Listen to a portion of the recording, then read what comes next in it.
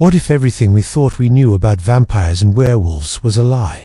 Not creatures born in the fog of Gothic castles or the forests of medieval Europe, but in a land far older, where starlight whispered secrets and shadows birthed terrors. Before the pyramids, before the first written word, a civilization gazed at the heavens and saw gods, peered into the darkness and saw monsters. Could the myths of bloodthirsty spirits and cursed shapeshifters trace their origins, not to Transylvania, but to the cradle of humanity itself? Welcome to Sumer, where the nightmares of our world were etched into clay thousands of years ago. If you're ready to uncover the untold origins of mythology's darkest creatures, like this video, subscribe, and hit the bell to join us on this journey into ancient terror, long before Dracula's cape or the howl of the werewolf.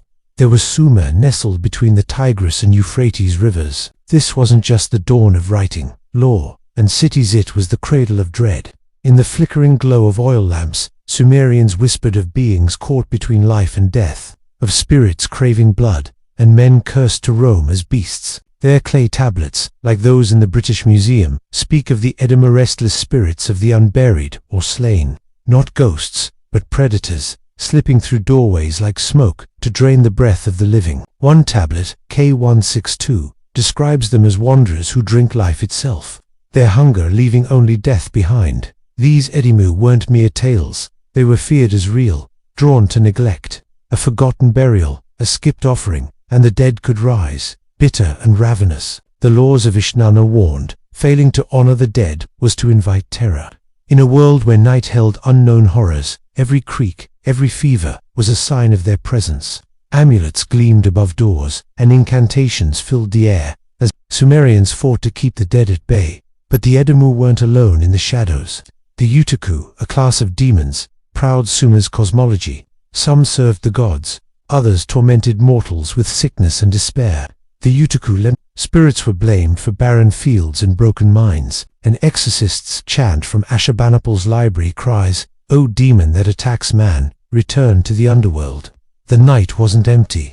It pulsed with spirits who thirsted, with monsters half-formed in the dark. Picture a Sumerian city, at dusk, doors barred, clay charms etched with spells, priests muttering as shadows danced on mud brick walls. In this world, myths weren't stories, they were survival. The roots of vampirism took hold here, not in velvet or crosses, but in clay scratched by trembling hands. As historian Jeremy Black wrote in Gods, Demons, and Symbols of Ancient Mesopotamia, 1992, Sumerians saw no line between natural and supernatural. Spirits weren't metaphors, they were the truth behind every illness, every loss. At the heart of Sumer's fears were the edimu, spirits of those denied peace in death. Not ghosts, but soul parasites. They fed on vitality, spreading sickness and sorrow. Texts from Nippur and Lagash described their relentless hunger, trapped between worlds, seeking what was stolen: memory, offerings, rest.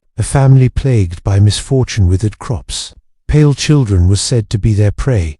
Exorcists called Ashapu waged war against these unseen foes, chanting from tablets like the Maklu series, "Eater of breath, return to dust." Victims spoke of fevers, dread, and shadowy figures in dreams, symptoms eerily like modern vampire lore. The edimu struck the vulnerable, children, the sick, women in childbirth. Their presence was a spiritual rot, a reminder that death was never far. Houses were built with sanctified clay, and burial rites were sacred, for to forget the dead was to unleash their wrath. Beyond spirits, Sumer whispered of transformation of humans becoming monsters. Enter Lamashtu, a demoness of chaos, her lioness head and serpent hands, a nightmare carved in amulets, daughter of the sky god Anu. She roamed wild spaces, preying on mothers and newborns. Lamashtu wasn't a werewolf, but her curse sowed the seeds of lycanthropy, a soul twisted into savagery, stripped of humanity. Rituals spoke of men marked by wildness, cursed to wander as beasts for defying the gods. They howled at field's edge, no longer speaking, no longer known. In the tale of Ishtar, a scorned goddess turned a shepherd into a wolf, his flocks and kin turning against him. Recorded in the Epic of Gilgamesh, this curse was no metaphor, it was exile, a fall into chaos. As black and green note, to become a beast was divine disorder, a warning: defy the gods and lose your name, your form, your soul. In Sumer, blood and the moon were sacred and feared. Blood was life, the soul's essence. The moon, a guardian of mysteries. Together, they wove a tapestry of dread. Full moons thinned the veil between worlds, drawing spirits to their light. Wolves' howls were no coincidence, they sang to cosmic forces. Blood, when spilled unjustly, called the dead, turning victims into cursed spirits craving vitality. Lunar eclipses, when the moon bled red, were omens of chaos. Priests chanted, when the moon turns to blood, the hungry dead walk. Menstrual blood, tied to the lunar cycle, was both life and danger, requiring rituals to guard against spirits. As T.M. Sharlock writes in Mesopotamian magic, blood was a signal, binding spirits or cursing homes if mishandled. In this fragile world, tales of blood drinkers and moon-cursed beasts were born, reflections of a cosmos alive with threat. In the Epic of Gilgamesh, Enkidu emerges from the wilderness, a man of clay shaped by gods, yet more beast than human. He hunts with gazelles, drinks from rivers, until a priestess teaches him speech, food, and love. The animals flee him, his wildness severed. Enkidu's tale is no werewolf story, but it echoes lycanthropy's sorrow, the curse of belonging to neither world. His ferocity lingers, unleashed against monsters like Humbaba, but the gods punish his liminality, marking him for death. As Andrew R. George writes, Enkidu embodies a past civilization cannot forget. His death is a warning. To straddle man and beast is to defy order. Gilgamesh's grief, cradling his friend's body, mourns not just loss, but the fragility of humanity itself. Sumer's fears, pressed into clay, never faded. They evolved, carried through Akkadian, Babylonian, and Greek tales, into the vampires and werewolves of today.